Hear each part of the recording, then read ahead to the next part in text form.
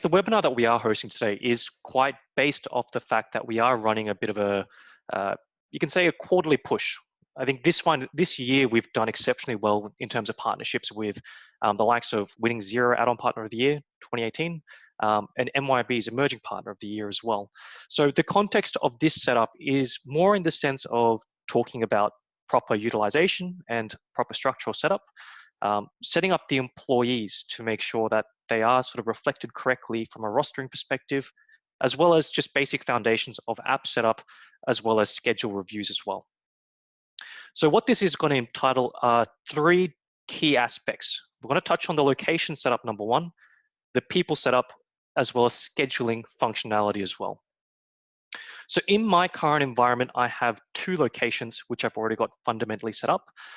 We are just going to start completely fresh with a brand new location to begin. So before we begin, I do want to give a quick disclaimer out. Each one of these locations can and should be completely unique. So in the case right now, we've got a location called Head Office. We've also got a location called Ron's Coffee and Cafe.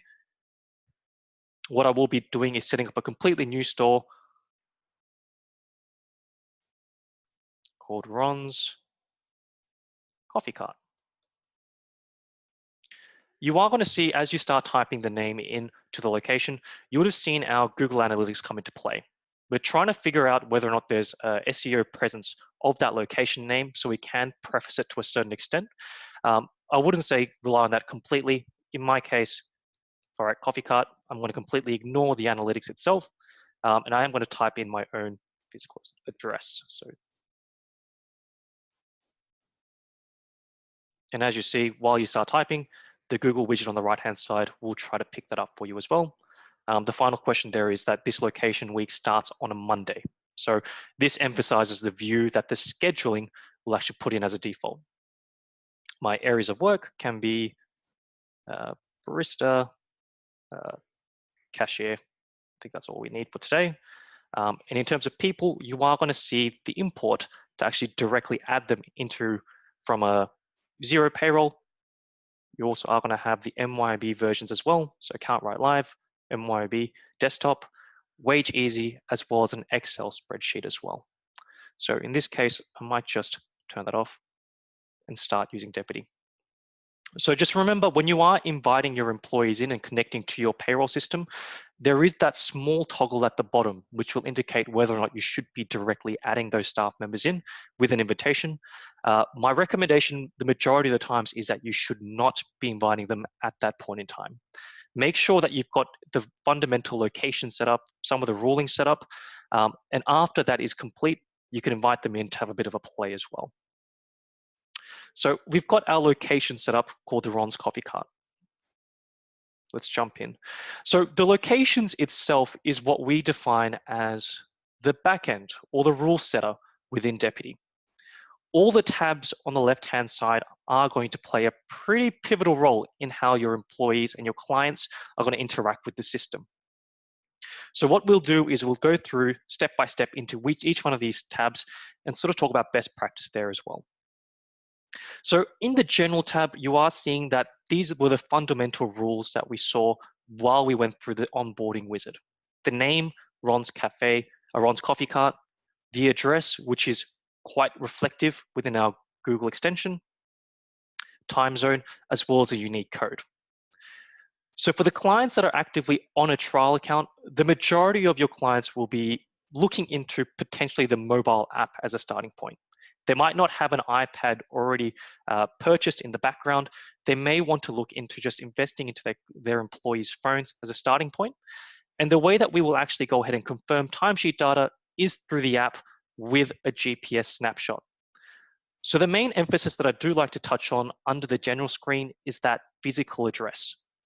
In my case, it's 35 Richards Avenue, Surrey Hills, and I can confirm that that is our physical location of office.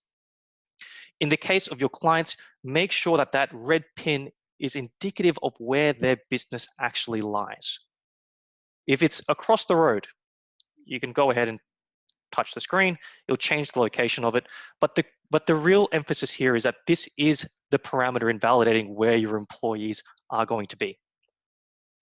The unique code you do see, which I've skimmed over, This is something automatically generated by the system. So the main reasoning behind the unique code is to emphasize whenever an employee is borrowed from another location file. So if I was to change this unique code to RCC, abbreviating Ron's Coffee Cart, you are going to see that whenever we actually borrow staff members from Ron's Coffee Cart to other locations, such as head office, you'll see this unique code next to their name within the scheduling tab, as well as the timesheets created as well. Underneath the general tab, notes, you can also write small comments to give them a bit of a heads up on what's happening. So I might write, report to Ron when on site.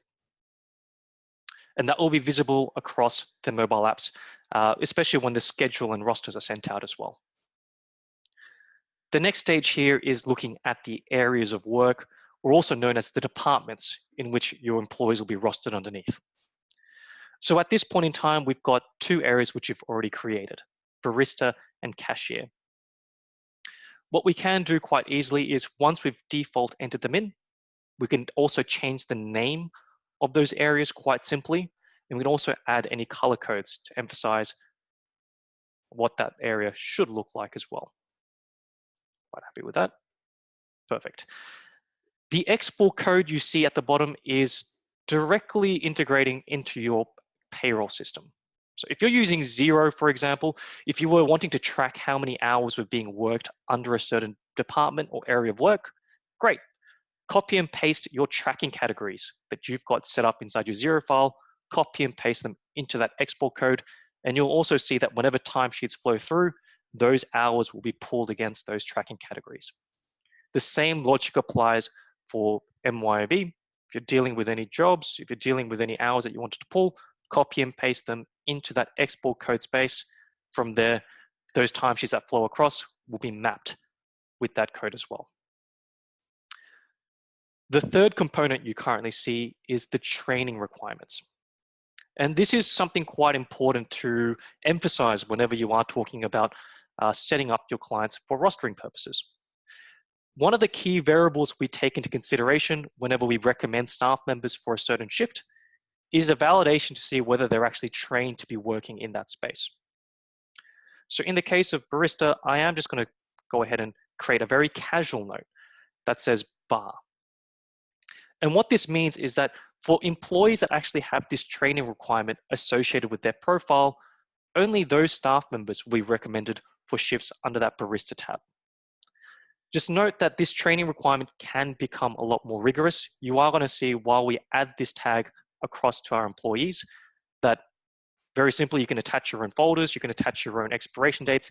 It's as casual or as formal as you would like it to be for your client setup. I'm going to save that for now. You're also going to see for the cashiers, they may not actually require a training requirement. As long as they work in this location, they can actively be, I guess, rostered in for that cashier role. We can leave it blank if need be, or we can also go ahead and add another specific training requirement for that space as well. So I might go ahead and call it cash. And you are seeing every time I press enter, it does create that bubble, which indicates that the system has picked up on that training field.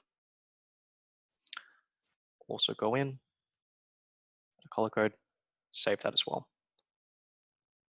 So the benefit here is that if ever you wanted to add new areas, it's quite simple. Very simply type in the error, press enter, an area gets created. It's nothing too hard. You can also go ahead and restructure the view so that if you were to sort of change the way that the layout was put in place, the way that you'd visibly see those areas in your schedule are going to be quite fixed on the structure that you've got set up as default. So I'll delete that area for now as well. We'll move on to scheduling. So we've got the fundamentals set up, the general and the areas, and now the scheduling component. I do want to put out there that the scheduling and the timesheet space is extremely, I would say take caution to the wind. Talk with your client to talk about the basic defaults that should be put in place. The scheduling setup that you're currently going to go through now is actually talking about the default shifts that are going to be recommended within Deputy. So you are going to see that as a starting point, What day of the week does it start on? I want my roster to start on Monday, so I'll leave it as Monday. If you wanted that to be visible on, say, for example, a pay period, you can change the date that which they roster in to match that pay period as well. Location start time. What time does the business open up? Throw in the starting date, close time, and the default shift. So what's going to happen now is that because we've got the defaults in as 9 a.m. for an 8-hour shift with a 30-minute meal break, you are going to see that all rosters that are set up are going to default to a 9 to 5 p.m. roster. If you wanted to change that, if you talk to your client and they had a more reoccurring shift, then great, put in the default shift duration there, put in the default meal breaks to match, and from there, those will be the shifts created whenever you actually create a schedule. You are going to see apply and report on costs as the next option down. What this indicates is a markup percentage that Deputy can calculate to help create a clearer picture. This isn't a mandatory step, but if, say, for example, you wanted to inflate all figures to encompass, say, superannuation fees or just employee expenses, you can put in a percentage if need be, say 10%, for example, and all costs that are forecasted in your roster and timesheets will be inflated by that percentage margin. The only thing to take into consideration here is that whenever we export that data into your payroll system, that markup percentage won't be coming across at all. So this is specifically for Deputy. It's purely for the purposes of reporting as well as forecasting there as well. Prevent modifications. If, say, for example, you wanted to make any adjustments, the system will actually lock in any unworked rosters after a set period of time. So as a default, it is set as never. We do generally give you the flexibility to adjust if need be. But if you wanted to, you can put in a rule to say after a week of inactivity, don't let any users actually change what's been originally forecasted as well. Shift notifications. This is something quite important. So as a default, what we classify any updates of shifts, so say for example, if employees are coming in late, if their employees are clocking in too far away, these notifications are all sent to specific, I guess, system administrators or supervisors within the system. If your client had specific rules as to who may want this notification, you are going to see a few options to play with. If the rostering manager is the person you'd like to receive these updates, great. Select the schedule creator. If there is a manager of a location that should be receiving these updates, select the scheduling manager. The scheduling manager of location and working indicates that the person that's actively clocked in and has a supervisor status or above are going to be the people that receive those notifications as well. The default rule of best fit is actually going to encompass all three. You will see notifications fly off to a lot of system administrators, location managers, and supervisors. It is until we see a common trend that we'll actually start filtering towards a specific area there as well. Require shift confirmations. You are going to see while you publish out your shifts that there is going to be an option to require employees to confirm that they're actively going to work that space as well. As a default, it is not required. If needed, however, you guys can set up the rules in which an employee will need to respond by. So if you were to send out a roster, say 3 weeks in advance, 12 hours before that shift, if the employee has not confirmed that is working, that shift will technically open up and the system will automatically invite all relevant employees to be working that shift. You can set the preference to be 24 hours, 3 days, a week, so on and so forth. But this is a rule that is optional. You will not have to have that required, but if you do, it is designed so that you are ensuring that the employees that are meant to be working that space are being filled. Scheduling suggestions. As an example, we do start off with the best fit. So we'll be articulating for you whenever you add an employee in for a shift. We'll go through a quick check. We'll make sure that those employees are correctly trained, they haven't breached their stress and fatigue profiles, they're not overlapping, they're not on leave, and they're also available. And that is what we define as best fit. However, if you wanted to start rostering based on other variables, the big one that we have is wage cost. If your supervisors want to go ahead and start rostering based on the cheapest employees first, great.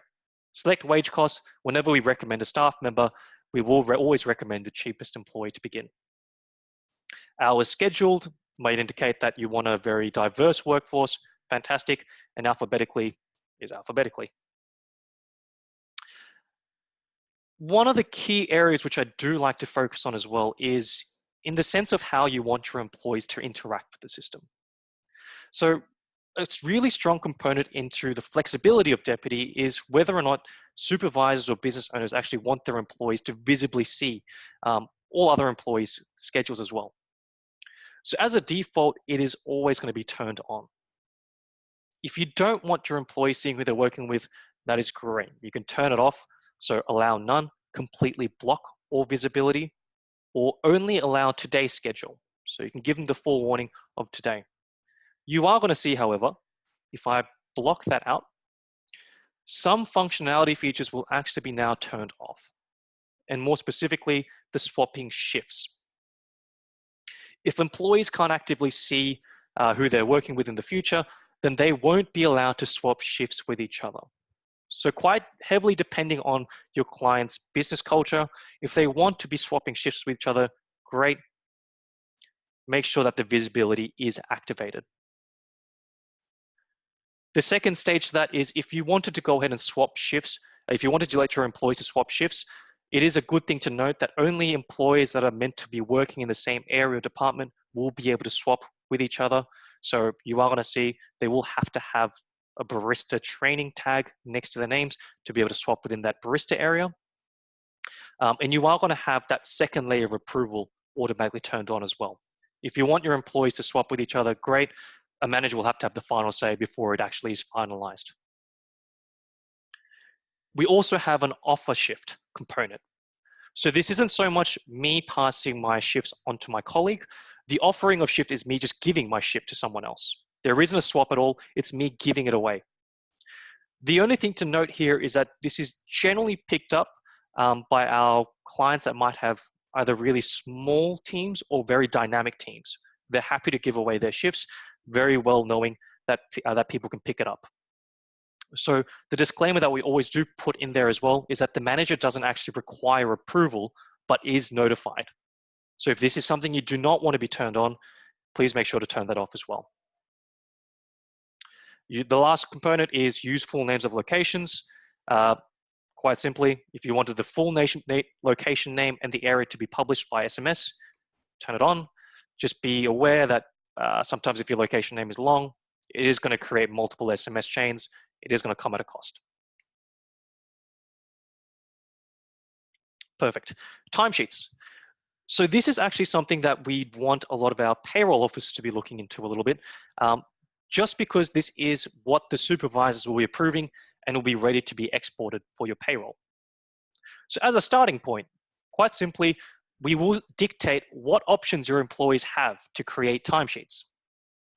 You're going to have the means of clocking in via your web screen, your mobile device, with a photo with the kiosk, as well as allowing ad hoc and modifying timesheets. Best practice in setup is keeping it simple. If you're asking your employee workforce to actually go ahead and create timesheets for you, don't give them too many options. So my general word of advice is that if you are expecting them to use the mobile app to begin, fantastic, turn everything else off. Leave the mobile device on. Kiosk, we don't need a photo and we won't have a kiosk set up. Submit ad hoc timesheets off and allow employees to modify timesheets off. If you, however, want them just to use the iPad system, the kiosk, and you want them to take a photo, great, turn that on. I'd also recommend turning the mobile device off. So best practice is actually depending on your client's appetite. Our best recommendation is keeping it as simple as possible, but if your client has a picture in which they want to start rolling out systems such as Deputy, take their lead. Understand what's probably best for their employees, and in that case, if they're happy to use the mobile device as well as the kiosk option, turn them on. Just be aware that you're now giving your employees a few options now to pass on data. The two options below, though, the ad hoc timesheets or the modification of timesheets, this is extremely dependent on your client's appetite as well. The allowing of ad hoc timesheets means that your employees are now passing on data after the fact, which does minimize our control of verified timesheets. So if your clients are quite happy to say, look, at the end of the week, just make sure that John Smith submits all of his timesheets for the day, great, turn it on. Just be completely aware that none of those timesheets will be verified because the main agenda for Deputy is real-time timesheets. The other component is allow employees to modify their timesheets. So very simply, if I've clocked in at the start of the day, clocked off at the end of the day with my mobile phone, if modifying timesheets turned on, if I was running in late, I can go ahead and amend that now. So if you want to see raw data, my recommendation normally is to turn that off to begin. But obviously, depending on your client structure, you may need to turn either of those or both of them on as well. Submission prior to shift to end. So this is quite linked to the ad hoc timesheets. So as a basic rule of thumb, Deputy is not going to let you submit a timesheet for the future. If you want them, however, to send it for the future, you've got a 15-minute window of actually pushing that through. So if I was to say, if I was to go ahead and put in a timesheet for today, right now it is Thursday the 25th. If I was to go ahead and put in a timesheet with this ad hoc timesheet turned on, I can actually go ahead and have a 15-minute window. So I can clock off around, maths is pretty poor, around 12, I can clock off till around 12:30, 33, really. I've got another 5-minute window after that, but as it is, I can submit a future timesheet to that date. If I minimize that to 1, for example, I can clock off at 12:34 at a maximum. But generally speaking, if that ad hoc timesheet is turned off, this would actually have no reference at all. Minimum length of timesheets just indicates whether or not you want quick timesheets to be kept in the system or archived. You've got a 15-minute window. If a timesheet is clocked in and then clocked out within 15 minutes, that timesheet is going to be discarded. If you, however, wanted to keep all data on file, great. Give yourself a minute window. That's the absolute minimum. Any timesheets with more than a minute as the timesheet calculation will be kept ready for approval. Enable paid meal breaks. All meal break pays are paid or paid. They're completely up to you on how you may want the rulings to be. Just be noted that these rules can always be set up on a location by location basis. The final area, which I do like to touch on quite heavily with partners as well, is the rounding of timesheet data. So I do like to say this is one of the main focuses that I do like to go through. So at this point in time, what Deputy will do is, if I was to clock in and clock out at this point, I would have raw data ready for approval. In other words, if I was to clock off exactly at 12:24 now, there will be reflective of 12:24 or now 12:25 for my manager to approve. Auto rounding now changes that. If you don't want to see raw data, but you want to see rounded data, great. Turn that function on, and the following 3 rules will now be applied. The start time, end time, and break time will be rounded to the closest 15 minutes. You are going to see you can configure these rules as closely as you'd like. Closest 10 minutes, 5 minutes earlier, later, this is now entirely up to you. So the rule of thumb here is if I've got all my rules now set to the closest 15 minutes, great. If I was to clock off now, my timesheet would actually say 12:30. If we wanted to change that, however, change the rules, go crazy.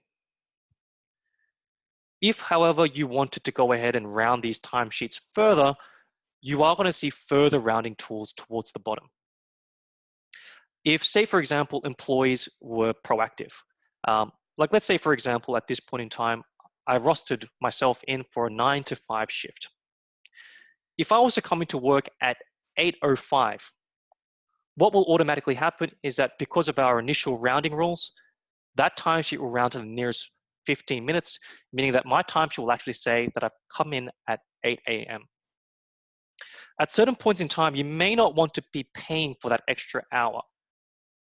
So I'm technically rostered into work at 9. I may want to just pay you from 9 o'clock. If you want your timesheets to reflect that, you can turn on further rounding tools to say that if the round start time of timesheets to the schedule, if it's earlier. So regardless of how early I clock in, as long as I'm early for my shift, my timesheet ready for approval is going to just say what was originally scheduled. That same logic can also be applied for timesheets that are later, as well as for meal breaks. So if my end time was to be significantly past, so if I was meant to clock off at 5 and I clocked off at 5:30, because of my original rounding rule, close to 50 minutes, it will actually stay at 5:30. Whereas if we toggled on this rule now, that time will actually say 5 o'clock to reflect the original scheduled time. Same logic for break time.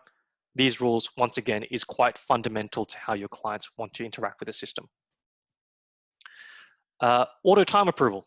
If you're dealing with a relatively large workforce, this is something that we would start looking into a little bit as well. If you've got some of the rounding functions turned on, you are going to get clearer auto approval processes in place. So for any timesheets that are actually captured through the mobile app or through the iPad app, as long as they fit a certain variance, so that variance could be 5 minutes, in my case 15, because I've got all my rounding tool rules to 15.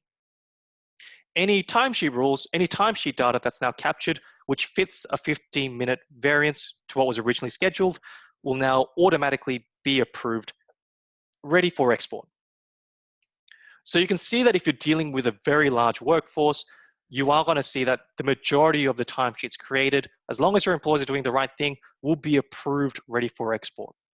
Only the timesheets that have been flagged as possibly being late or flagged as being too far away from location if clocked in through the mobile phone, or flagged as our facial recognition not actually picking up the right employee, only those employees, only those timesheets will be left waiting for further review.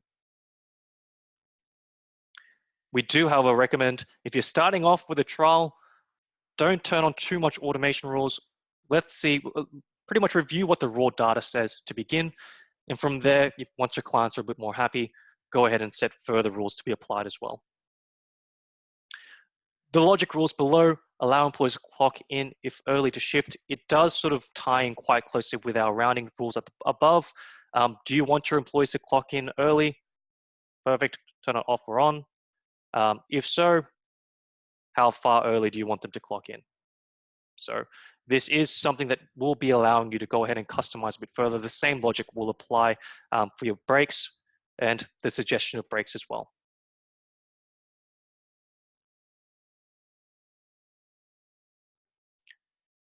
Payroll. So once you've got the default rules set up, it's now a point to emphasize where you want that data to flow after. If you're dealing with Xero, fantastic.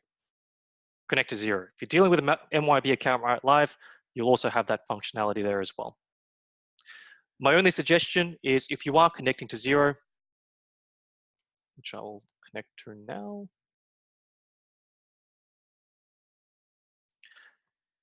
You are going to see that there is going to be a function called autosync.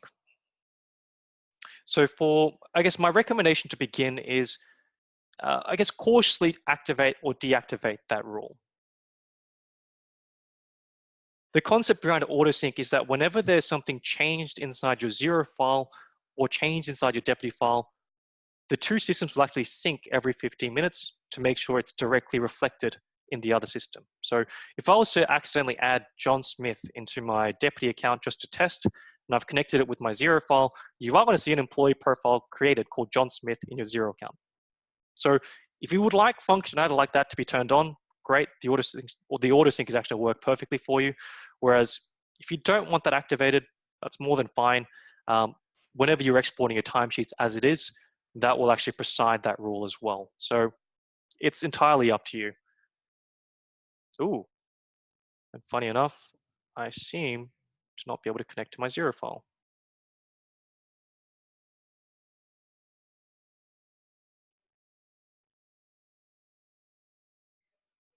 No. Interesting. Well, I think that is where you will be able to go ahead and connect it through. And I've got comments saying probably 0. Potentially, who knows where it's from. But yes, what you will generally need to do is connect it straight through that process. I wouldn't be too concerned at this point. Whenever you are exporting your timesheets, however, like I mentioned, we are going to ask you to connect to your payroll system at that point as well. The last point, notifications and integrations. So as the tag states, this is what the notification rules will look like for this specific location file. What's currently active at the top is going to be blocked and broken up into that space, whereas the available options are also going to be below as well. So these are all Deputy default, I guess, notification flags. If you want to turn on birthday notifications, if you want to get flagged about whether an employee is coming in late or clocking off early for upcoming shifts, these are all now rules that can be activated. You are also going to see below that there is actually a bucket load more that can be turned on directly for, I guess, how your client may want to use the system. A huge thing that I like to point out is the clocking far away. So if your client's employees are using the mobile phones, great. What you can furthermore do is put in a blanket geofence. If you've put in a rule to say that your comfort level is 500 meters, employees can actually clock in 500 meters close to that physical address. So we're flagging a fence around that location. If employees clock in more than 500 meters away, however, what will automatically happen is that the supervisor will be notified that someone's doing something wrong. There is the default rule to say turn on for all locations. My basic recommendation most times is to keep that turned off. So for the purpose of today's test, I might say 100 meters.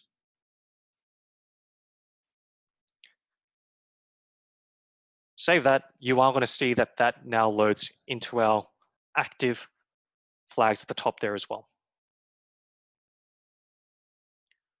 We'll wait for that to load. And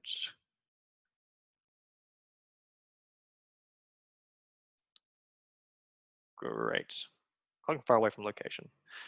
You are going to see, I guess the main thing here is that we're talking about notifications and integrations.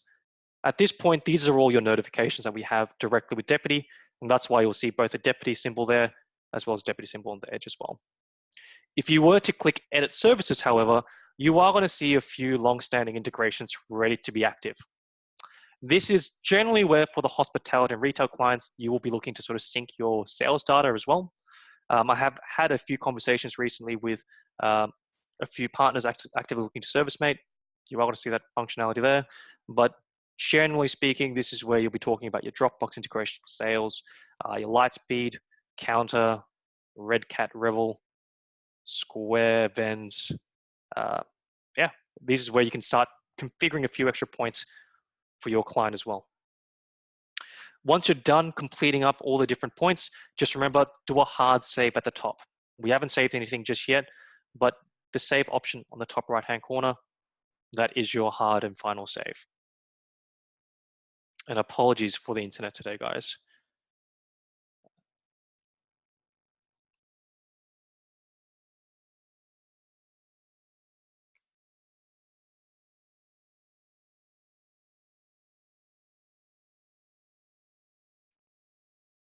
Okay, there you go.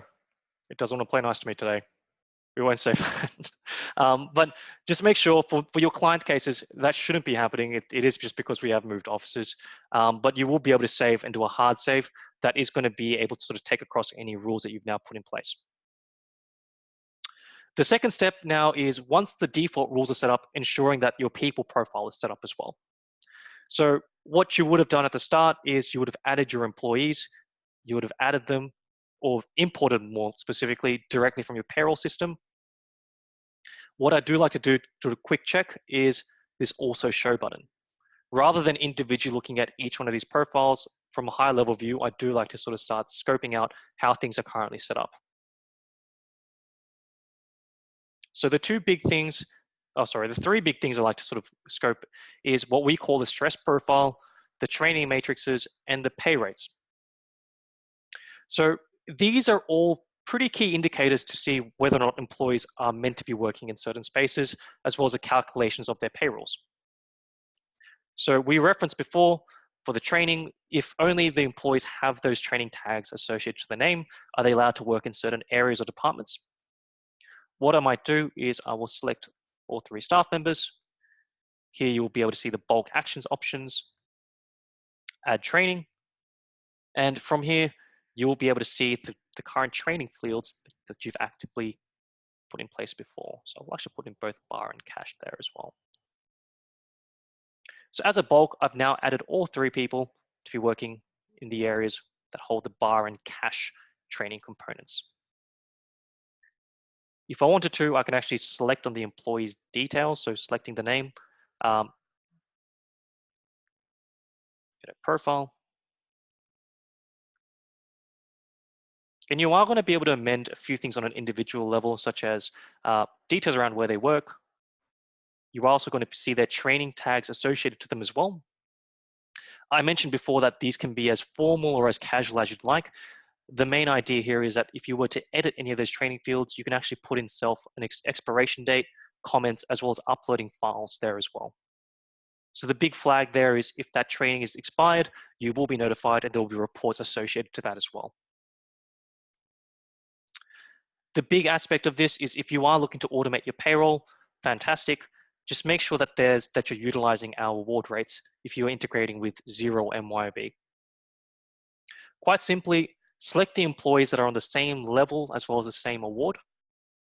And with the same logic as adding the training, you can go ahead and amend the pay rates for that employee as well. So if I was looking at the HIGA award, great. Just be aware that we don't actually delete any of our pre-existing awards. Just find the most recent, in this case, the HIGA award post 2018 for the casuals. You are also going to see the full-time and the part-times abbreviated there as well.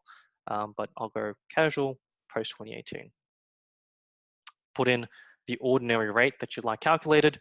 You are going to see all the other overtime variables are going to be associated exactly as what Fair Work has dictated for us as well. Save that. And all 3 employees will now hold the rulings of HIGA, casual, $20 ordinary. Do the same for the rest of your employees, and these will be the foundations for any forecasted costs, as well as any timesheets created as well. The stress profile, which I haven't touched too much into, the stress profile is our blanket stress and fatigue management.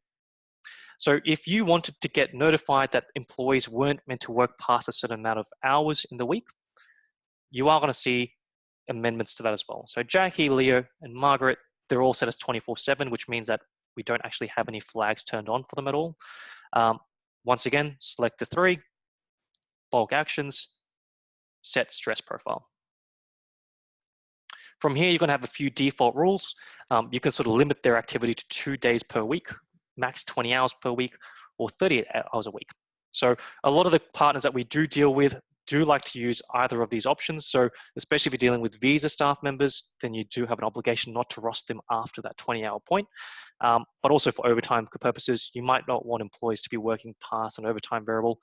If you put that flag in place, whenever you start rostering staff members in, the system will actually flag that that employee probably isn't the best fit. Let's go to max 20. Oh, let's go max 38. Cool. Sweet, and you'll see those changes come through. Perfect. So you can go ahead and amend as you please, but once these rules are set up, you're pretty much now good to go with the basic scheduling and timesheet capture. From here, at this point, I did not invite any of our staff members in previously. You are going to see on the right-hand side, you will be able to now press options and hand select the employees you wanted to be invited into the system as well. So be aware that the main things that you will need before that invitation is sent is the employees' email addresses, because that will be their main point of logging into their mobile apps, as well as retrieving basic information around their shifts as well. Perfect. We'll touch on 2 more points, the scheduling defaults, as well as setting up the environments around the kiosk and mobile app.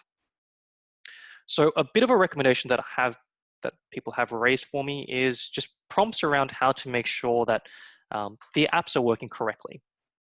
So I would say that the mobile experience is quite simple.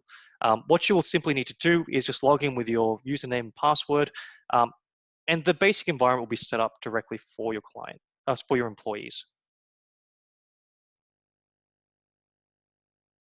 So what I might do is I might just log out, and I'll run you through it this way. So when your employees or your supervisors or your managers clock in or download the app for the first time, they're going to be welcomed with the following screen. We are going to give them pretty brief overviews. These are our snippets as of October 2018. And they're going to have the option to get started now, which means open up a brand new trial or log in. So in the case that you've already opened up an account for your client, fantastic. Let them log in. So in my case, I'll put in my work email and the password I've set up. So just remember, if your clients can't remember the password, forgot password is quite easily below. We'll send them an email just to make sure that they know what to do. So I'll put in my password, log in. The majority of times for your clients, they will not require two-factor authentication. If you are an advocate or a partner, you are very well aware of this process. Put in your 6-digit figures and you're good to go. So in my case,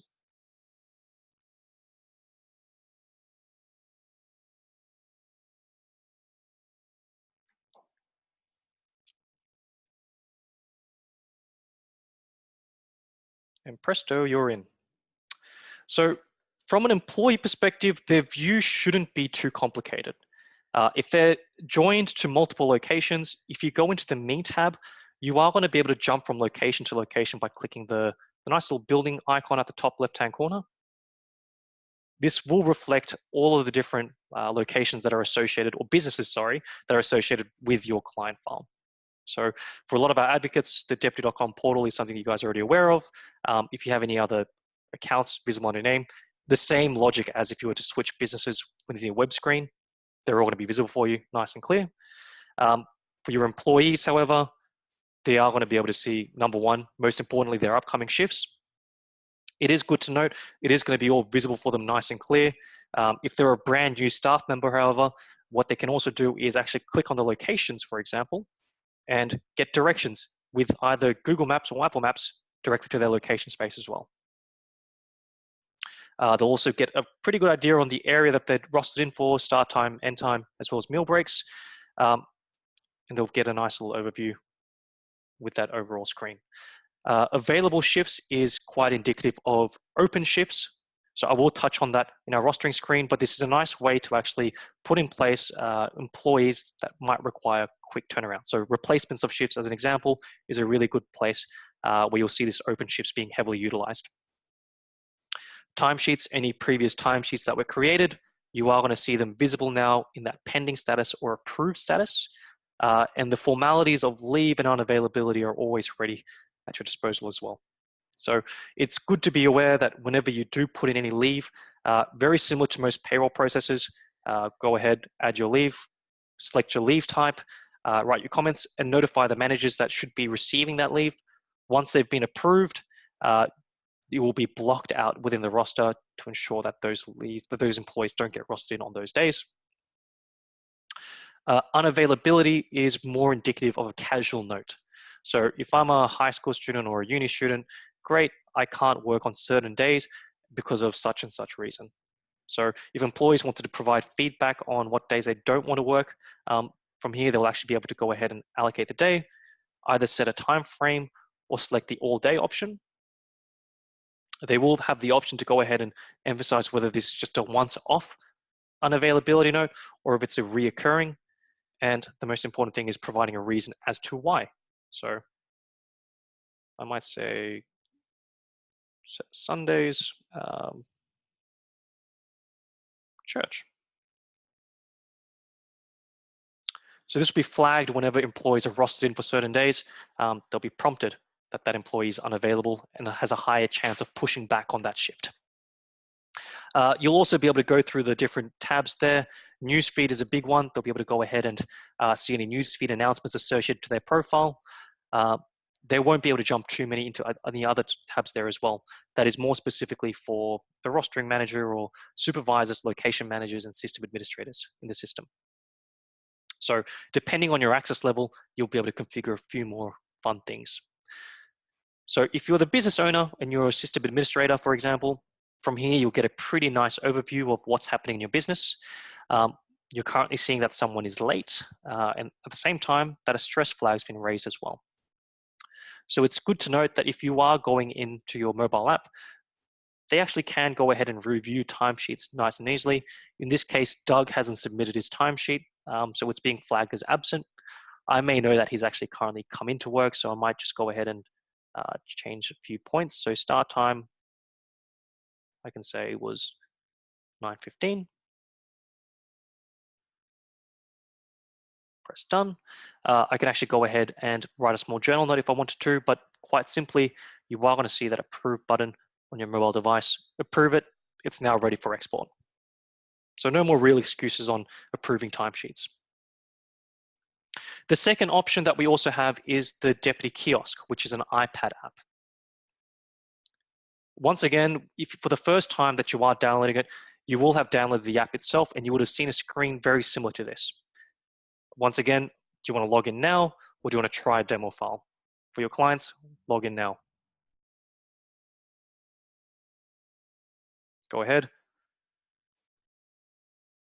Throw in your email.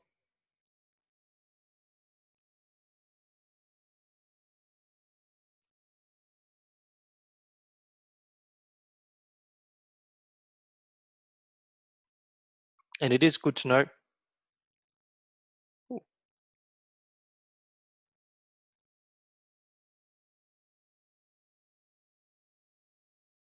It is good to note that only the system administrators can actually log in through the app itself.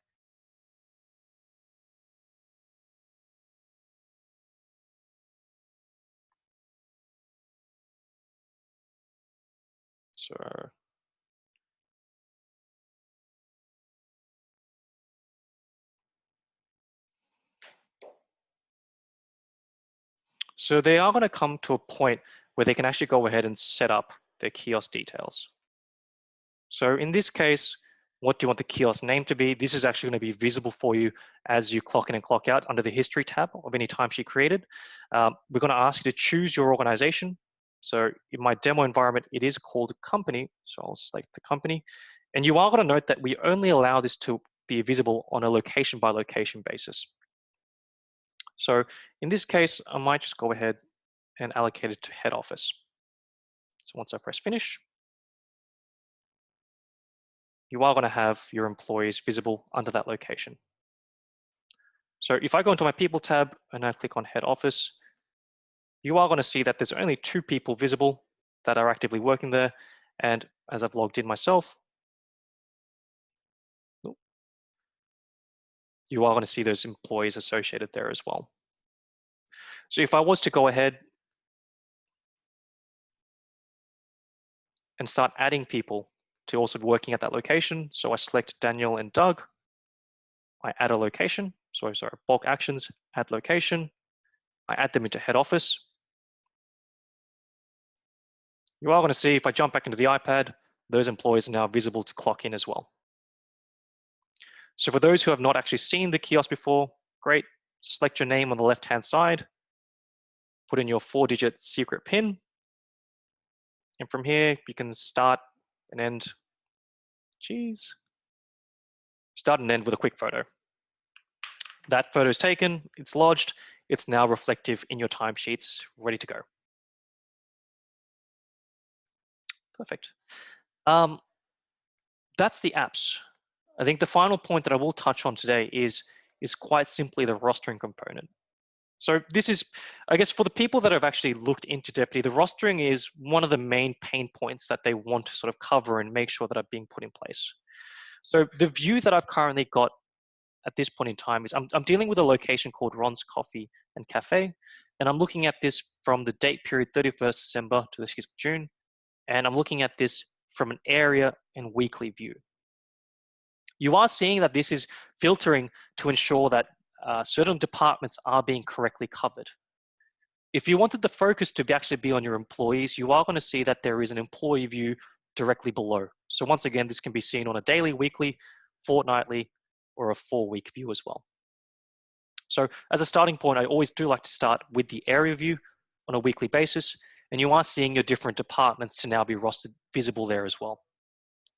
So quite simply, the starting off point really is by manually going in and pressing plus. This is going to help your clients understand the system a little bit clearer as well. By pressing plus, you're seeing all the fundamental rules come into play. Who is working? You're seeing everyone that we recommend at the top and everyone that we don't recommend at the bottom. So we mentioned before that training is a really strong component here. If you do go ahead and click edit next to that area, you are seeing that there is a training tag associated to this area of work. So only employees with the PH associated to the name will also be recommended here. Press add shift, select a staff member, and we are going to show you the overall shift cost. A little small thing to sort of note as well is whenever you go ahead and change between employees, so if I go ahead and select myself, whenever there's a change in cost, we're also going to give you a percentage increase or decrease on that price change as well. So if your clients are really heavily focused on ensuring that the right employee is working at the lowest possible cost, you can go ahead and jump around amongst the available employees at the top, making sure that the right people are working that shift as well. Go ahead, save those details. You are going to see that employee now visible for you underneath that area on that day with that orange or yellow tinge. Go through, sit down with your client. You can actually go through this yourself. If you've got a relatively large roster that you actually want to set up directly, we will have our direct support team be able to assist on this as well. So as long as it's in a nice format, either PDF, CSV, we can go ahead and get that directly built in for you. Expect roughly a 24-hour turnaround time though. But it isn't too hard the first time around to just go through and just see the basic logic points to help create that roster.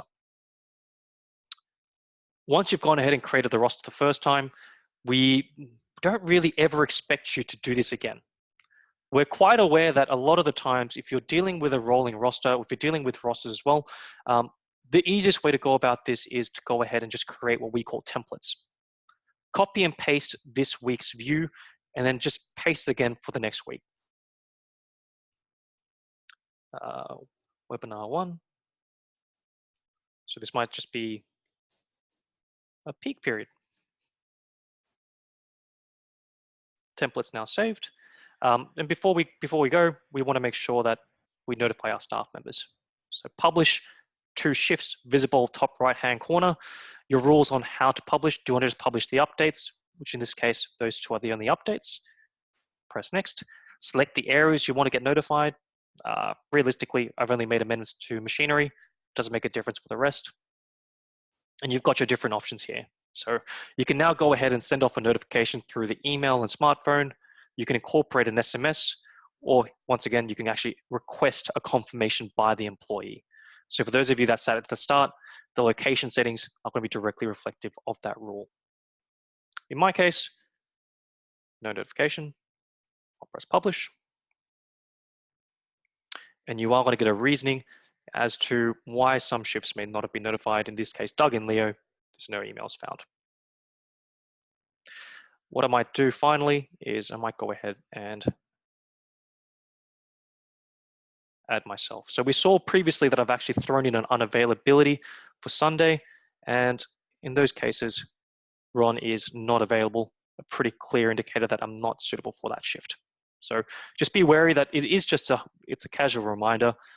We can override that rule in the system, but just be aware every time you do, there is just going to be a bright red flag around that shift, letting you know that the system isn't too happy about you putting in that shift. Great. So if I was to now jump into a blanket week, rather than now going in and recreating the roster again, what I can do is now load templates. So I click the drop down on the right-hand side, load template, webinar 1, load that directly in. And I've now got those shifts available. Perfect. I've got them both visible there. What I might want to do is I might not want the employees actually in that shift at all. I might just want those templates visible. So I know for a fact I want a 9 to 5 p.m. shift for Tuesday and 9 to 5 for Wednesday. From here, we can actually go through this process quite easily. We can actually drag and drop your staff members directly into those shifts. If, for example, employees aren't recommended for that shift, once again, the logic rules apply. We'll give you a reasoning as to why that employee isn't suitable, so not trained. If you were to override it, great. The red flag is always going to be there, giving you a flashing warning. We also have, to speed up this process, keyboard shortcuts. So if, say, for example, you want your clients to actively be using the system and feel comfortable with the system, a way to speed up the entire rostering process is actually with shortcut rules. So as with most simple consoles, cut, copy, paste, they are generally the main ones we like to play with. So if I was to go ahead and say, you know what, Doug, I need you to work Thursday and Friday, as soon as I press copy, you are going to see a dotted line associated to that employee. So just remember, don't click edit shifts, click on the edge of that staff member, press copy. You've now got that dash view, and select the day by selecting the area below the plus. So it highlights in blue. V is now paste. So just recall, we also have stress profiles with that employee. If that employee breaches that while you're trying to copy and paste, we'll give you a flashy warning there as well. And once again, red flag, visible there for everyone to see. So that's the scheduling, a really quick and efficient way to go through. I would like to say the last feature of the rostering system, which people don't see too often, but have been requested for, the replacement of shifts. So in this case, what I might do is I might just publish my shifts across. In this case, I don't want a notification. I just want to be marked as published. The simplest way to actually go through this is the replacing of shifts. So if, say, for example, Doug has actually informed me that in April, he is not going to be available for his 9 to 5 shift. Look, it's a normal day occurrence. What I can do is I can actually edit that shift, go into shift actions, and find replacement.